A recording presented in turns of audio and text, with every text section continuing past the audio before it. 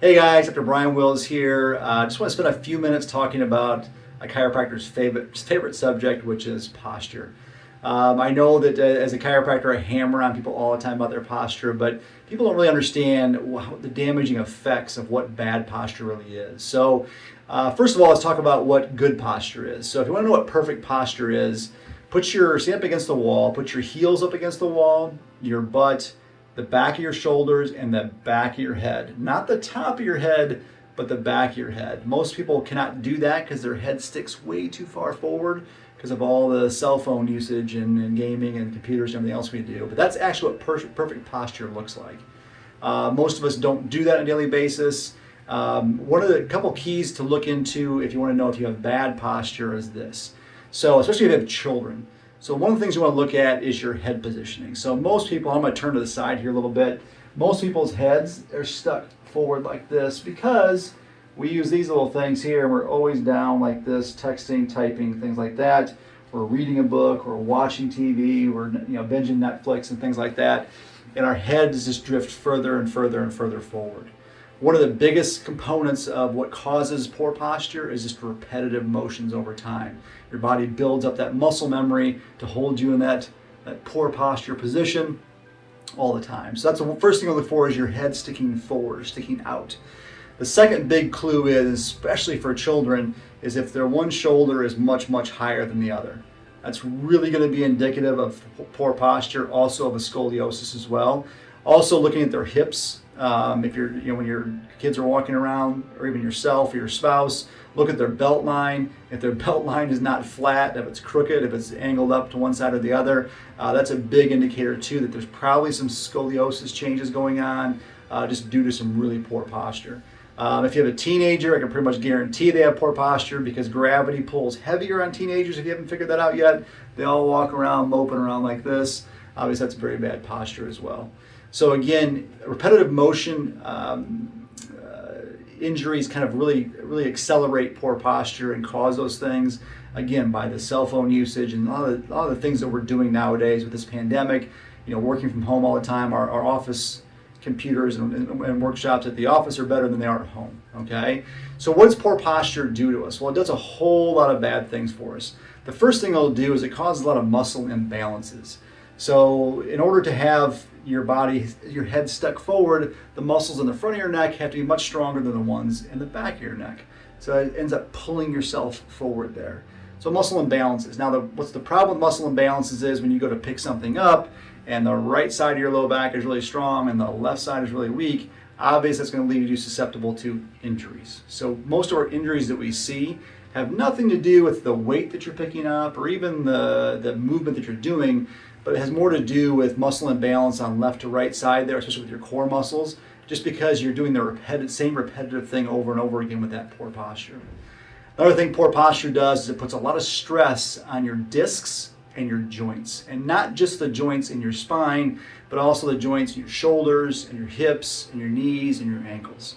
So those joints wear out much, much faster. So for example, if your head is stuck forward because you have that poor forward head posture, the lower part of your neck, the stress and strain on your discs and your joints is huge. And we see more and more now that younger and younger people are having disc herniations down at the bottom part of their neck, having arthritic changes, bone spurs, and those types of things. So it really causes a lot of problems. Other thing it causes problems with poor posture that nobody really talks about is when you stick your head forward and have this whole thing pulled forward like that, it puts a lot of stress on your heart and your lungs.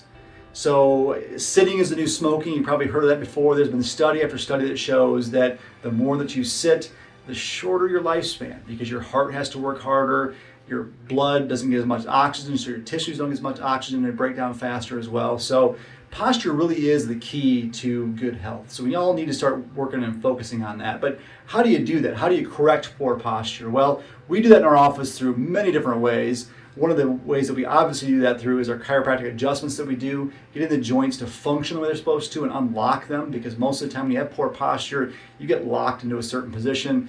The adjustments unlock that position and stimulate the nervous system to work the way it's supposed to and hold your body in the proper position as opposed to what you've been used to doing. There's a lot of different exercises you can do, strengthening exercises, planks, The YWTL exercises, which we've gone over in many different videos and which we'll probably put out this week as well. Also, laying on your stomach while you're texting or playing video games, especially with kids. I have my kids lay on their stomach all the time if they're reading, on their tablet, whatever it is, because it forces you to pull that head back and builds up those muscles in the back part of your neck, which will end up pulling yourself forward as opposed to getting all bent over like this. There's one little trick that I tell a lot of people, especially if you're going to be driving or if you're sitting. Most office chairs, and especially cars nowadays, even trucks, they all have lumbar supports, but they don't fit people very well. It's like a one size fits all, which really should say one size fits nobody. Because nobody's the ideal size in driving a car in those chairs there. My wife is about 4 foot tall, and I don't think her feet even hit the floor in most chairs, so they don't really fit her very well. So one little trick that I showed people is if you take a hand towel, just a simple little hand towel that you dry your hands with, and you fold up a long way, okay, and then you roll it up like a cigar, just like this. It makes a nice little thing like that, okay. And what you want to do is you want to place that right above your belt line when you're in your car or in your office chair, and it helps support that spine and add a little bit more curve to your back.